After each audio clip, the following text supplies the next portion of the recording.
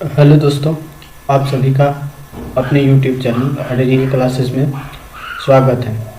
आज हम लोग एनसीईआरटी क्लास 7 हिस्ट्री के जो बुक का जो डिस्कशन चल रहा है उसमें अध्याय 2 के बारे में पढ़ेंगे।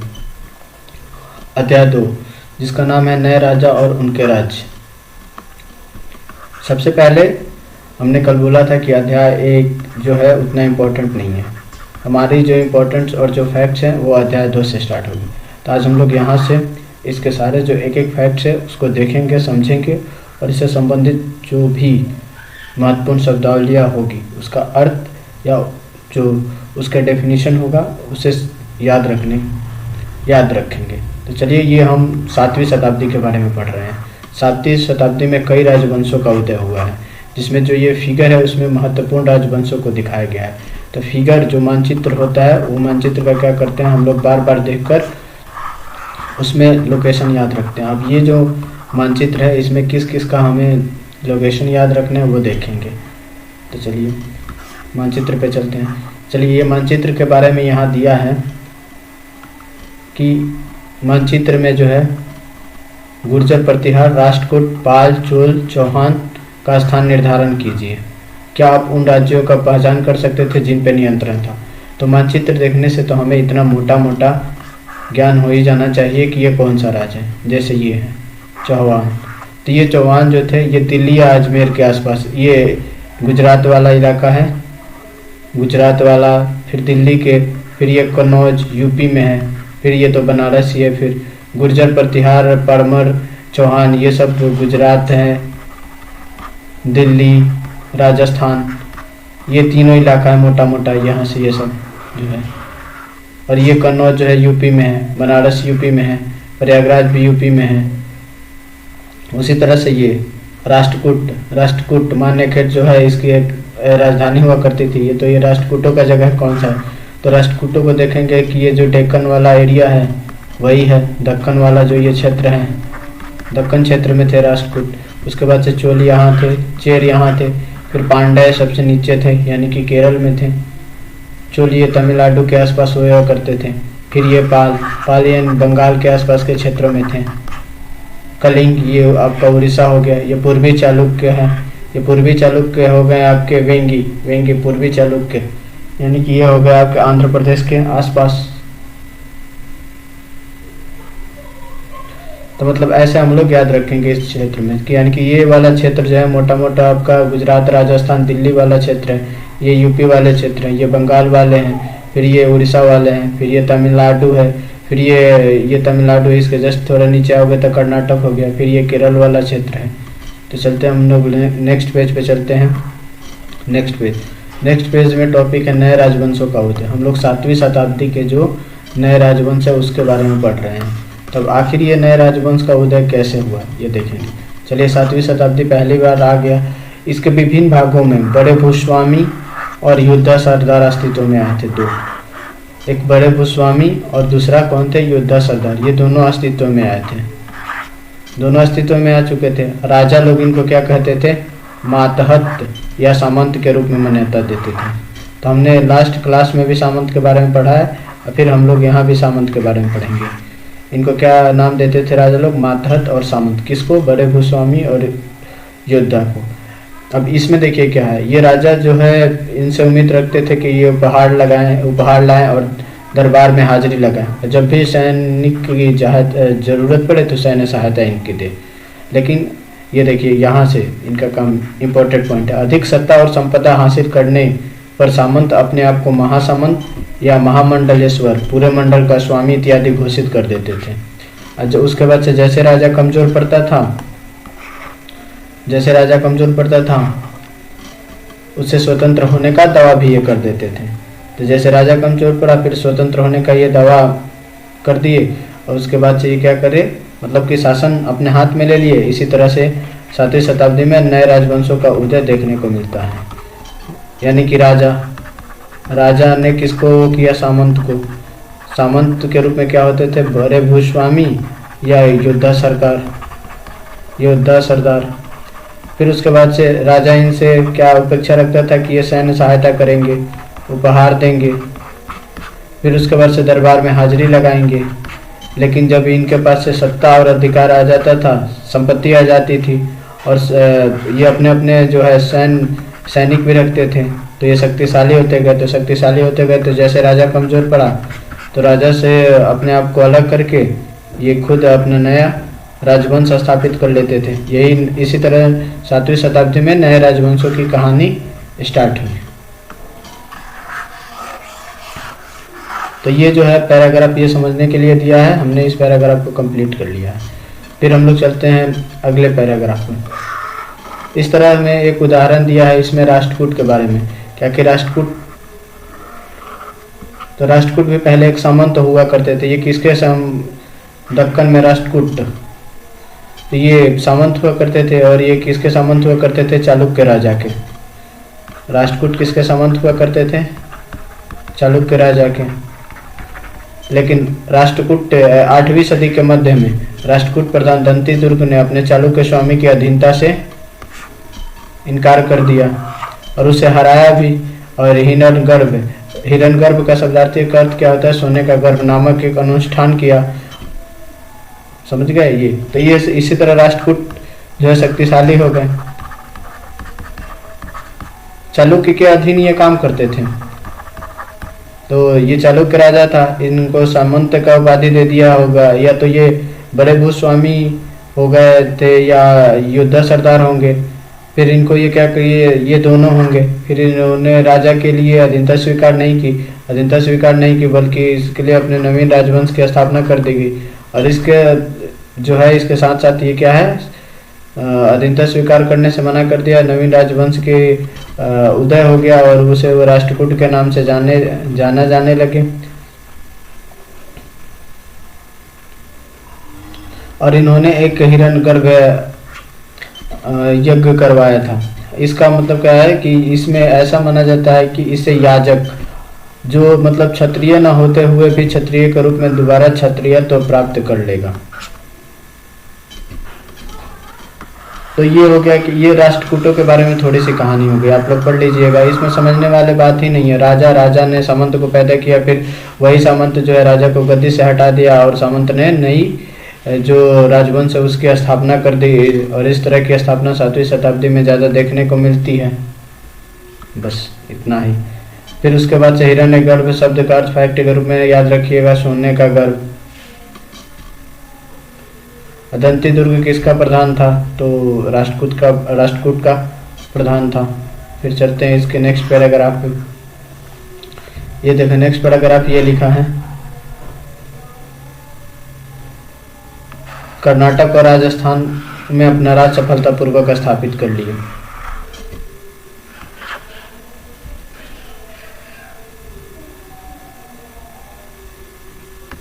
राष्ट्रकूट के बारे में है, कर्नाटक और राजस्थान में अपने राज्य जो है सफलतापूर्वक स्थापित कर लिए। कुछ अन्य उदाहरणों में उद्यमी परिवारों के पुरुषों ने अपनी राजशाही कायम करने के लिए सैन्य कौशल का इस्तेमाल किया। मिसाल के तौर पर कदम के मयूर शर्मन और गुर्जर प्रतिहार, ये दोनों जिन्होंने अपने परंपरागत पेशे को त्याग कर शस्त्र को अपना लिया और क्रमशः कर्नाटक और राजस्थान पर सफलतापूर्वक। ये देखो ये ब्राह्मण थे, ब्राह्मणों का पेशा क्या होता है? युद्ध नहीं करना, लेकिन इन्होंने क्षत्रिय वाला इन्होंने जो है अपना ब्राह्मण के कार्य को छोड़ दिया और शस्त्र जो है सैन्य कौशल का इस्तेमाल किया। और सैन्य कौशल का इस्तेमाल करके भी इन्होंने भी अपने राजवंशों की स्थापना की और इनके राजवंश कर्नाटक और राजस्थान में थे, राजस्थान में स्थापित कर लिए। फिर इसके नेक्स्ट टॉपिक पर चलते हैं, राज्यों में प्रशासन। अब 7वीं शताब्दी में राज्यों में प्रशासन कैसे चलता था इसके बारे में देख लेते थे। 7वीं शताब्दी में जो भी नए राजवंश के राजा हुए वो बड़ी बड़ी उपाधियां धारण करते थे, जैसे महाराजाधिराज और त्रिभुवन चक्रवर्तिनी। तो महाराजाधिराज का अर्थ क्या होता है? राजाओं के राजा। और त्रिभुवन चक्रवर्तिनी का क्या अर्थ होता है? 3 भुवनों के स्वामी। और इसी तरह के अन्य भारी भरकम उपाधियां भी धारण करते थे। ये हो गया। अब इसके नेक्स्ट पेज पे चलते हैं। नेक्स्ट पेज रहा ये,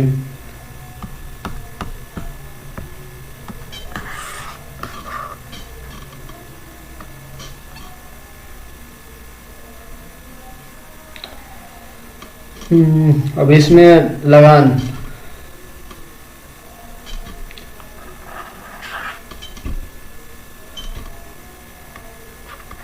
लगान, लेकिन लगान के बारे में और डिटेल्स नहीं दिया। लगान यानी कि कर। अभी ये पढ़ते हैं 400 कर। 400 कर की जो ये स्टोरी है इसे पढ़ेंगे तो हमें कर और लगान के बारे में जो है समझ में आ जाएगा। देखिए पहले चोल वंश। तो अभी हम लोग मानचित्र में डिस्कस किया कि जो चोल थे वो कहाँ से, तमिलनाडु पर शासन करने वाले थे। तो ये जो चोल वंश, तमिलनाडु के चोल वंश के जो अभिलेख मिले हैं तमिलनाडु से, उसमें 400 से ज़्यादा सूचक शब्द मिले हैं करों के लिए। उसी में से एक वेटी जो सबसे प्रमुख कर होता था, इसको याद रखेंगे। वो ये पूछ देगा कि वेटी क्या है, तो वेटी एक प्रकार का कर है। वेटी एक प्रकार का कर है जिसका जो नगद के बजाय जबरन श्रम के रूप में लिया जाता था। आइए उसके बाद से क्या है, कदमाई। कदमाई क्या थे, भू राजस्व थे। कदमाई क्या थे, भू राजस्व थे। बस इससे इतनी ही चीज याद रखना है, एक वेटी और एक कदमाई। फिर अब चलते हैं आगे देखिए, आगे समझने के लिए ये पैराग्राफ पढ़ लीजिए। राजस्व वसूली के लिए पदाधिकारियों की नियुक्ति सामान्यतः प्रभावशाली परिवारों के बीच से होती थी, वंशानुगत होती थी, और सेना में भी ऐसा होता था। कई बार राजा के निकट संबंधी ही इन ओहदे पे होते थे, जैसा आज भी इंडिया में देखा जा सकता है। फिर अब बात है प्रशस्तियाँ और भूमि अनुदान। एक है प्रशस्तियाँ। तो जो भी हमें प्रशस्ति पे पढ़ते हैं तो इसका मतलब यह नहीं कि प्रशस्ति जो है, जो लिखा है वो सत्य ही हो। ये सत्य नहीं भी हो सकते हैं, क्योंकि प्रशस्तियाँ हमें बताते हैं कि शासक जो है खुद को कैसा दर्शाना चाहते थे। प्रशस्तियाँ हमें बताती है कि शासक खुद को कैसा दर्शाना चाहते थे। इसके बारे में कोई फैक्ट ऐसा नहीं मिला है कि इस प्रशस्ति में जो लिखा है वो 100% सत्य ही होगा। चलते हैं नेक्स्ट पेज पे। ये रहा नेक्स्ट पेज। नेक्स्ट पेज में है कि नागभट्ट के बारे में, नागभट्ट के उपलब्धियों के बारे में जानकारी दी गई है। जैसे कि इसमें लिखा है, कई शासकों ने प्रशस्तियों में अपनी उपलब्धियों का बखान किया है। जैसे कि एक गुप्त शासक समुद्रगुप्त के बारे में जो प्रशस्ति है उसका संस्कृत में लिखी गई, ग्वालियर मध्य प्रदेश में पाई गई एक प्रशस्ति में प्रतिहार नरेश नागभट्ट के कामों का वर्णन इस प्रकार से किया गया है कि आंध्र, सैंधव, विदर्भ और कलिंग के राजा ने उनके आगे तभी धाराशाही हो गए जब वो राजकुमार थे। उन्होंने कन्नौज के शासक चक्रयुद्ध को विजित किया। उन्होंने वंग बंगाल का हिस्सा, अरुणत गुजरात का हिस्सा, मालवा मध्य प्रदेश का हिस्सा, किरात वनवासी, तुरुस्क, तुर्क, वत्स, मत्स्य दोनों उत्तर भारत के राजाओं को पराजित किया। बस ये बताया है कि प्रशस्तियाँ में क्या क्या लिखा जा सकता है। अब ये प्रशस्तियाँ सही भी हो सकती है और गलत भी हो सकती है। अब चलते हैं नेक्स्ट पेज पे। ये रहा हमारा नेक्स्ट पेज।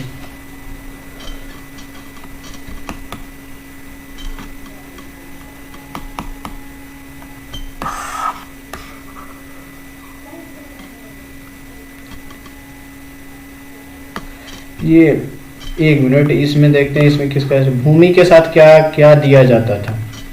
भूमि के साथ क्या क्या दिया जाता है, इस स्टोरी को पढ़ते हैं और देखते हैं कि इसमें लिखा क्या है। यह चोलों द्वारा दिए गए एक भूमि अनुदान के तमिल भाग का एक अंश है। हमने मिट्टी की मेरे बनाकर साथ ही कट्टेदार झाड़ियाँ लगाकर भूमि के सीमाओं को चिन्हित कर दिया है।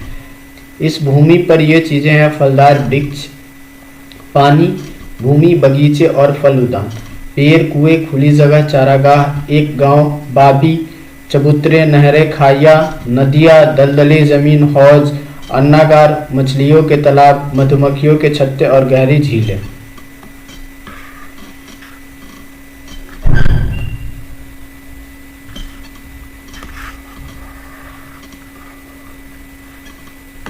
जिसे यह भूमि मिलती है वह इससे भी कर वसूली कर सकता है। वह न्यायाधिकारियों द्वारा जुर्माने के तौर पर लगाए गए कर वसूल कर सकता है। पान के पत्तों पर लगने वाला कर, बुने हुए कपड़ों पर लगने वाला कर, साथ ही साथ वाहनों पर लगने वाला कर वसूल सकता है।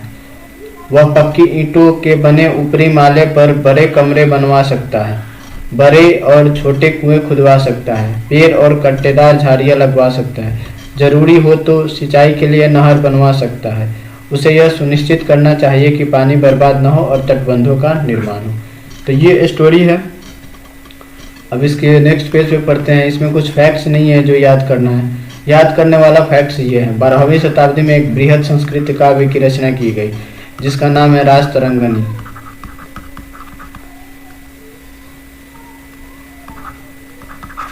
जिसे किसने लिखा है? कल्हण। और इसमें कश्मीर पे शासन करने वाले राजाओं का इतिहास जो है के बारे में लिखा गया है। अब नेक्स्ट टॉपिक है इसमें धन के लिए युद्ध। अब ये धन के लिए युद्ध में क्या लिखा गया है ये नेक्स्ट पेज पर देखते हैं। ये रहा धन के लिए युद्ध। देखिए एक गंगा घाटी का क्षेत्र था कन्नौज नगर। जब ये पता है कि नदी वाले जो क्षेत्र होते हैं उपजाऊ होते हैं, संपन्न होते हैं, तो गुर्जर प्रतिहार, एक राष्ट्रकूट, दो और पाल, ये तीनों शासकों में लड़ाई होती थी कन्नौज पे नियंत्रण को लेकर, क्योंकि कन्नौज उस समय उत्तर भारत का एक संपन्न साम्राज्य था। तो इसमें तीन के बीच लड़ाइयाँ होती थी। एक गुर्जर प्रतिहार हो गया, दूसरा राष्ट्रकूट हो गया, तीसरा पाल हो गया। अब ये चूंकि इस लंबी लड़ाई में तीन पक्ष थे, इसलिए इस इतिहासकारों ने इतिहास में इसका चर्चा त्रिपक्षीय संघर्ष के रूप में की। तो यहाँ से क्वेश्चन सिंपल बना सकता है कि त्रिपक्षीय संघर्ष में कौन शामिल नहीं था या कौन कौन शामिल थे। तो याद रखना है आपको, गुर्जर प्रतिहार, राष्ट्रकूट और पाल जो है शामिल थे। ना इसमें चोल था, ना इसमें चेर था, ना इसमें सतवाहन था, ना इसमें कुषाण थे, ये सब नहीं थे। तो ये त्रिपक्षीय संघर्ष इसमें से याद रखना है। फिर हम लोग पढ़ते हैं इसमें क्या है। इसमें नेक्स्ट पैराग्राफ में एक वर्ड है गजनी का सुल्तान महमूद। ये जानते हो कि जो भी हमारे मध्य एशिया जैसे अफगानिस्तान, ईरान उरान से के एरिया से यानी कि मध्य एशिया से जो भी शासक आते थे, तो भारत उस समय संपन्न था, तो भारत से ये धन लूट कर ले जाते थे और ये नहीं देखते थे कि वो मंदिर है, मस्जिद है, ये क्या है। तो इसी में एक संपन्न मंदिर था गुजरात का सोमनाथ मंदिर, जो महमूद जो है बहुत सारा धन उस मंदिर से उठा ले गया और गजनी को क्या बनाया, उसका बहुत बड़ा हिस्सा गजनी में एक वैभवशाली राजधानी के निर्माण में खर्च हो गया। फिर एक दूसरा नाम है अलबेरुनी। अलबेरुनी किसके साथ? ये देखिए, अलबेरुनी तो एक सबसे इसमें अलबेरुनी का नाम आता है। अब अलबेरुनी से संबंधित क्वेश्चन बनते हैं तो इसको पढ़ लेते हैं। सुल्तान महमूद अपने साथ अलबेरुनी नामक एक विद्वान को उपमहाद्वीप के लेखा जोखा लिखने का काम सौंपा। तो अलबेरुनी जिस पुस्तक को लिखा था उसका क्या नाम था? किताब उल हिंद। और ये किस भाषा में लिखी गई थी? तो अरबी भाषा में। तो इसमें से कुछ नहीं याद, ज़्यादा याद नहीं रखना है। अलबेरुनी, किताब उल हिंद, किताब उल हिंद, और कौन सी भाषा में? अरबी भाषा में है।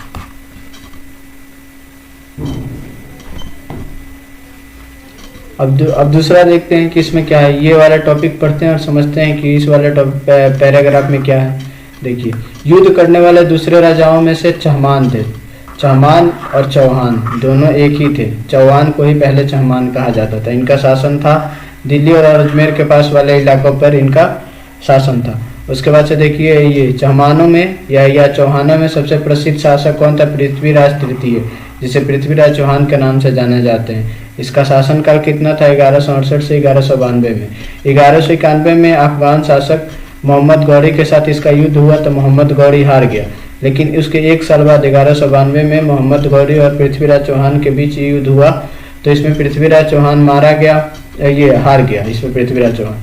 अब नेक्स्ट पेज पे चलते हैं। इसमें नेक्स्ट पेज में एक टॉपिक है आपका चोल राज के बारे में दिया गया। तो चोल राज तो हमने मोटे मोटे देख लिया है कि कहाँ, तमिलनाडु के जो समीप वाला जो इलाका है वहीं पे चोल राज थे। देखिए, चोल के बारे में दिया है तो तमिलनाडु से समीप वाले इलाका में ही चोल राज थे। तो इसमें एक टॉपिक है उरैयूर से तंजावुर तक। तो उरैयूर से तंजावुर तक में जो भी फैक्ट्स जो हमारे एग्जाम में पूछे जाते हैं उन्हें देख लेते थे कि चोल वंश सत्ता में कैसे आया। देखिए, इसके बस कहानी दिया है कि कावेरी डेल्टा जो है उसमें मुट्टिरियार नाम से प्रसिद्ध एक छोटा सा मुखिया परिवार की सत्ता थी। मुटियार, ये कहानी है। वे कांचीपुरम के पल्ला राजाओं के मातहत थे, यानी कि सामंत थे। उरैयार या उरैयूर के चोल वंशीय प्राचीन मुखिया परिवार के विजयालय ने, देखिए मुखिया परिवार था और वहाँ का एक व्यक्ति था विजयालय। अब ये विजयालय जो है क्या करता है, मुटियारों को हराकर इस डेल्टा पे कब्जा ले लेता है, कब्जा जमा लेता है और उसने वहाँ तंजावुर शहर और निसंबुसूतनी देवी का मंदिर बनवाया। तो यहाँ से ये भी क्वेश्चन पूछ सकता है, निसंबुसूतनी देवी का मंदिर किसने बनवाया था, तो विजयालय ने। ये याद रखिए। तंजावुर शहर किसने बसाया था, तो विजयालय ने। दो। और ये सब तो कहानी है कि मुटियार वंश का एक मुखिया के वो रहता है और उड़ायर के चोल वंशीय प्राचीन मुखिया परिवार के विजयालय ने उसको हराकर और ये सब काम कर दिया। फिर उसके बाद से इसमें आगे देखते हैं, तो देखते हैं चोल वंश से संबंधित कुछ राजा के बारे में। तो राजा राज प्रथम चोल वंश का सबसे शक्तिशाली शासक माना जाता है। अभी इसमें इतना ही लिखा है और इसमें और ज़्यादा नहीं लिखा जाता है। फिर उसके बाद से राजा राज के पुत्र, ये भी शक्तिशाली था। राजा राज के जो पुत्र था राजेंद्र प्रथम, ये भी शक्तिशाली था। और ये जो है राजा राज, वो तो भारत के क्षेत्रों पर जीतने में व्यस्त था, लेकिन उसका पुत्र जो है राजेंद्र प्रथम उसकी नीतियों को जारी रखा और उसने गंगा घाटी के साथ साथ श्रीलंका और दक्षिण पूर्व एशिया के देशों पर भी हमला किए और इस अभियानों के लिए जल सेना भी बनाई। तो यानी कि पता चल गया कि जो चोल वंश था उसके पास नौसेना भी थी। अब भव्य मंदिर और कांस्य मूर्ति कला, तो राजा राज शक्तिशाली था, राजेंद्र प्रथम दोनों शक्तिशाली थे। इसने तंजावुर और गंगई कोंडचोलपुरम में बड़े मंदिर स्थापत्य और मूर्ति कला को मतलब के दृष्टि से एक चमत्कार है। मतलब कि इन दोनों के काल में जो है भव्य मंदिर बनाए गए और जो मूर्ति कला बना उसमें कांस्य की मूर्ति ज़्यादा मिली, कांस्य से बनी हुई मूर्ति ज़्यादा मिली। तो इसे पढ़ते हैं तो इसमें बस इतना ही समझ में आया। ये जो है ये इम्पोर्टेंट नहीं है उतना, लेकिन इसके बाद वाले जो पेज में है ये देखिए, इसके बाद वाला नहीं, ये देख लीजिए। इसमें मंदिर, ये जो है मंदिर चोल के शासनकाल के समय में मंदिर है। और ये कौन से मंदिर है, गंगई कोंडचोलपुरम का मंदिर है। गंगई कोंडचोलपुरम का मंदिर है ये। तो उस समय का जो है मंदिर निर्माण और स्थापत्य कला का ये सबसे उत्कृष्ट जो है उदाहरण है। अब इसके नेक्स्ट पेज पे चलते हैं। तो नेक्स्ट पेज में हमने बोला था कि वो पैराग्राफ इंपॉर्टेंट नहीं है, इसमें जो है ये पैराग्राफ इंपॉर्टेंट है। ये पैराग्राफ कैसे इंपॉर्टेंट है तो देखते हैं। इसमें देखा है कि मंदिर सिर्फ पूजा आराधना के स्थान नहीं थे, वे आर्थिक, सामाजिक और सांस्कृतिक जीवन के भी केंद्र थे। मंदिरों के साथ जुड़ी हुई शिल्पों में सबसे विशिष्ट थी कांस्य प्रतिमा बनाने का काम। चोल कांस्य प्रतिमाएं संसार में सबसे उत्कृष्ट कांस्य प्रतिमाओं में गिनी जाती थी। ज़्यादातर प्रतिमाएं देवी देवताओं की ही होती थी, लेकिन कुछ प्रतिमाएं भक्तों की भी बनाई जाती थी। तो जैसे भी हम लोग कुछ कभी आंसर राइटिंग करते हैं तो उसमें मंदिर के बारे में कुछ विशेषता बताना हो तो मंदिर के बारे में ये भी लिख सकते हैं कि मंदिर जो है सिर्फ पूजा आराधना के स्थान नहीं थे, वे सामाजिक, आर्थिक और सांस्कृतिक जीवन के भी केंद्र होते हैं। चलिए अब इसके आगे वाले पेज पे चलते हैं। आगे वाले पेज में देखिए ये जो है चोल वंश, उसके कृषि और सिंचाई के बारे में दिया हुआ है। कृषि और सिंचाई के बारे में दिया हुआ इसमें पढ़ लेते थे। चोल की कई उपलब्धियां कृषि में हुए नए विकासों के माध्यम से भी संभव है। एक चोल जहाँ पे चोल साम्राज्य था वहाँ पे कावेरी नदी बहती थी। तो ये कावेरी नदी कहाँ गिरती है, बंगाल की खाड़ी में गिरती है। तो कावेरी नदी बंगाल की खाड़ी में गिरने से पहले कई शाखाओं में बढ़ जाती है और कई शाखाओं में बढ़ जाती है तो ये शाखाएं बार बार पानी उलीचती है, मतलब इधर उधर पानी उलीचती है तो किनारे पर उपजाऊ मिट्टी जमा हो जाती है। जब उपजाऊ मिट्टी हो जाती है तब ये उपजाऊ मिट्टी हो जाती है तो लोग चावल की खेती करते हैं। इसे चावल की खेती से जो है उनके लिए आर्द्रता भी वो मुहैया कराता है। फिर उसके बाद से देखिए ये तो हो गया एक पार्ट। उसके बाद से तमिलनाडु के बारे में बताया है कि इसके दूसरे भाग में है जो है कृषि बड़े पैमाने पर पहले ही शुरू कर दी गई थी। ये लोग डेल्टा के बाढ़ को रोकने के लिए तटबंध बनाए थे, खेतों तक पानी ले जाने के लिए नहरों का निर्माण किए थे और एक साल में 2 फसलें लगाते थे। फिर एक और विशेषता इनकी कृषि के बारे में वो देख लेते हैं जो कि नेक्स्ट पेज पे है। ये हाँ, ये देखो कई जगह जो है सिंचाई कृत्रिम रूप से भी करते थे। ये कृत्रिम रूप से कैसे सिंचाई करते थे, कुआं खोदा जाता था, तो कुआं खोदना है कृत्रिम रूप, फिर बारिश के पानी को इकट्ठा किया जाता था। फिर उसके बाद से सिंचाई के काम में योजना की ज़रूरत होती है, जैसे श्रम और संसाधनों को व्यवस्थित करना, इन कामों का देखरेख करना और यह तय करना कि पानी का बंटवारा कैसे किया जाए। ज़्यादातर नए शासक साथ ही साथ गांव में रहने वाले लोगों की इन गतिविधियों में सक्रिय रूप से दिलचस्पी भी दिखाई। तो इस तरह जो है चोल वंश में कृषि का विकास हुआ था, कृषि और सिंचाई के बारे में विकास हुआ था। तो अगर चोल वंश की कृषि और सिंचाई के बारे में लिखने को आ जाए तो ये लिख सकते हैं। अगर चोल वंश के मंदिर और स्थापत्य कला के बारे में लिखने आ जाए तो गंगई कोंड चोलपुरम वाले मंदिर के बारे में लिख सकते हैं। फिर मंदिर के बारे में जो भी महत्वपूर्ण तथ्य है वो बता सकते हैं कि मंदिर केवल पूजा आराधना के लिए नहीं होता है, ऐसा ऐसा। फिर उसके बाद से जो शक्तिशाली राजा राजा राज प्रथम और राजेंद्र प्रथम ने ये काम किया था उसके बारे में बता सकते हैं। फिर हम लोग नौसेना और जल सेना के बारे में बता सकते हैं इनमें। फिर उसके बाद से चोल सत्ता में कैसे आए उसके बारे में स्टोरी पता चल गई, वो बता सकते हैं। फिर जो फैक्ट था एक विद्यालय तंजावुर शहर और निशंभु देवी वाला, वो भी बता सकते हैं। फिर आगे फिर अब आते हैं हम लोग साम्राज्य के प्रशासन, यानी कि चोल साम्राज्य का प्रशासन कैसे चलता था। तो इस पे देख लेते हैं कि इसमें क्या लिखा है। देखिए, चोल साम्राज्य के प्रशासन से संबंधित फैक्ट्स बहुत बनते हैं और लिखने के लिए भी आ जाए तो वो भी लिखते हैं। किसानों की बस्तियों को क्या कहते हैं, उड़। तो सबसे पहले ऐसे ही पूछ देगा कि उड़ क्या था, तो किसानों की बस्तियाँ, जैसे एक जो उसमें कर थे, जो एक कर का नाम था, उसी तरह से ये पूछ देगा कि उड़ क्या था, तो उड़ जो है किसानों की बस्तियाँ थी। और गांव के समूह को क्या कहा जाता था, नाडू। गांव के समूह को नाडू कहा जाता था। ग्राम परिषद और नाडू न्याय करने और कर वसूलने जैसे प्रशासकीय काम करते थे। और बेल्लाल, बेल्लाल क्या होते थे, बेल्लाल जो है धनी किसान होते थे बेल्लाल। फिर उर, नाडू, बेल्लाल ये सब क्या होते थे, ये होते हैं। फिर मूवेंद वेलन क्या होता था, 3 राजाओं को अपनी सेवाएं प्रदान करने वाला बेलन या किसान। फिर उसके बाद अरियार क्या होते थे, तो अरियार एक प्रकार की उपाधि होती थी। अब चलते हैं नेक्स्ट पेज पे। ये है हमारा नेक्स्ट पेज। अब इस नेक्स्ट पेज में क्या लिखते हैं, लिखा है ये देख लेते हैं। नेक्स्ट पेज में इसमें लिखा है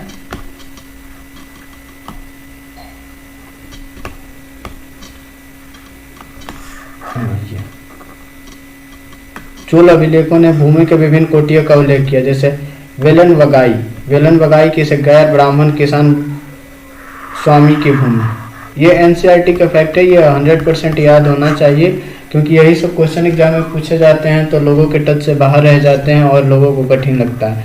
तो एटलीस्ट पूरा ना याद कर सके, लेकिन एनसीईआरटी में जो इस तरह के क्वेश्चन दिए गए उनसे याद कर सकते हैं, क्योंकि ये डायरेक्ट क्वेश्चन पूछे जाते हैं।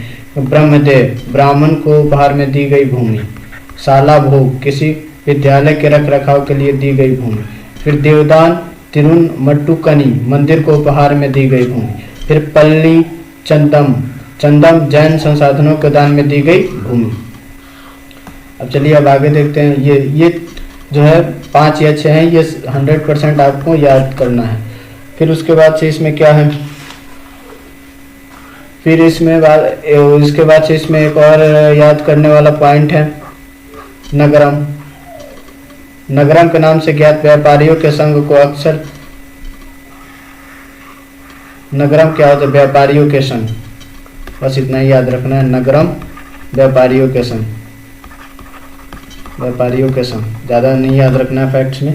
यानी कि कितने फैक्ट हो गए, एक तो ये 5 और 6 प्रकार के जो भूमि की कोटि हैं वो हो गए।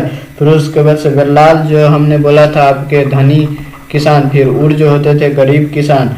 फिर उसके बाद से ये नाडू जो होता था ग्रामीणों का समूह। फिर उसके बाद से अरियार जो होता था एक प्रकार का उपाधि होता था। ये सारे इतने फैक्ट्स हो गए। फिर इसके नेक्स्ट पेज पे चलते हैं। अब ये अभिलेख और लिखित सामग्री के बारे में दिया गया था, आप लोग चाहे तो इसे एक बार रीड कर सकते हैं। वैसे ये इतना इम्पोर्टेंट नहीं है, रीड करने से बस समझ विकसित होती है, तो आप लोग इसे एक बार रीड कर लीजिएगा।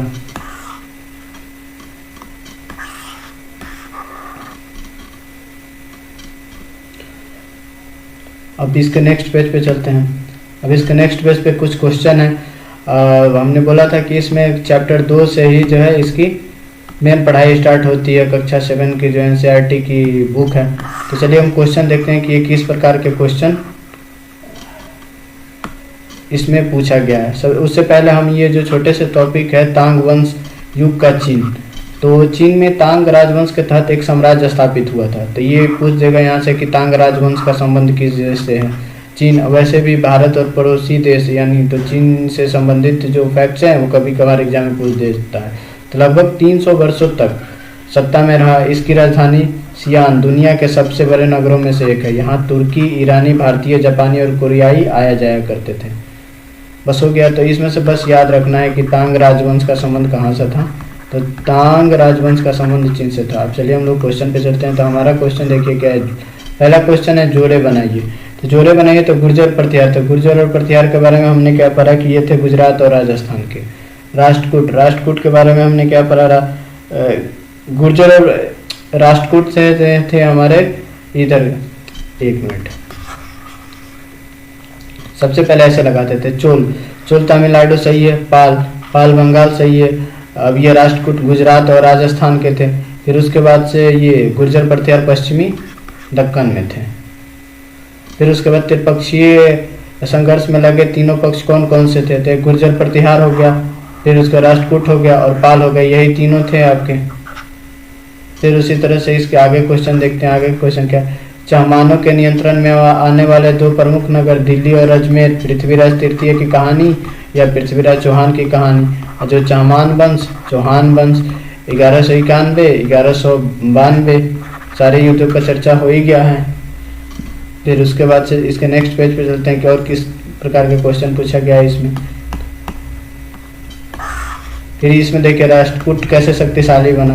तो राष्ट्रकूट कैसे शक्तिशाली बना तो हम लोग पढ़ ही रहे हैं ये कि जो पहले राजा होता था अपने सामंत या जो युद्ध के सरदार थे उनको जमीन दे देता था, फिर उनसे उपहार का वो रखता था, सैन्य सहायता की वो करता था। लेकिन जैसे ही ये कमजोर पड़ता था तो जो शक्तिशाली सामंत हो जाते थे वो अपना नवीन राजवंश की घोषणा कर देते थे। उसी प्रकार से ये राष्ट्रकूट आए और धीरे धीरे इनके पास से जो राज्य की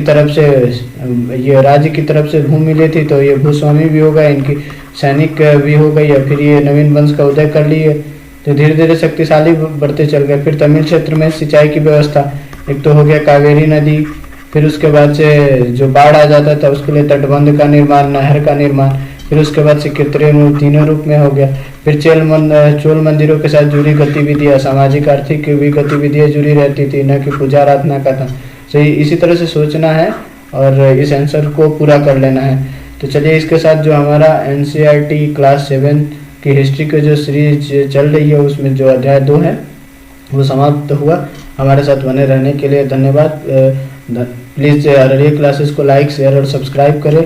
आज की क्लास में इतना ही, मिलते हैं अगले क्लास में।